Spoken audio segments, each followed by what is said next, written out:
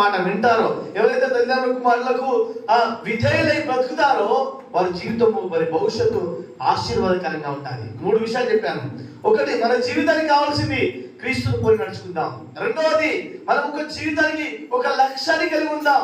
3వ విషయం చెప్పాను, తల్లిదండ్రులను గౌరవించడం అంటే వాళ్ళ మాట వినాలి. ఎంతమంది చెప్తారు నేను అమ్మ నాన్న మాట వింటానని? చెప్పగలుగుతావా? చెప్పలే. చిన్నప్పటి నుండి పెద్ద పెరిగేంత వరకు మమ్మీ నీకేం బట్టలు కావాలో ఆమెకు తెలుసు కదా. ఆమె అన్ని నీకు కావాల్సిన బట్టలు అన్ని కొనుక్కొస్తుంది.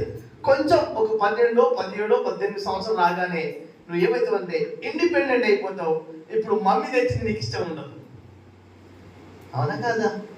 నన్ను శత్రువులకి ఎదుగుతలేండి, అవునా కాదా? నిజం. మమ్మీ ఇష్టపడి తీసుకొచ్చిందో ఫస్ట్ వేసుకున్నప్పుడు ఆనందంగా వేసుకుంటాము. నువ్వు పెద్ద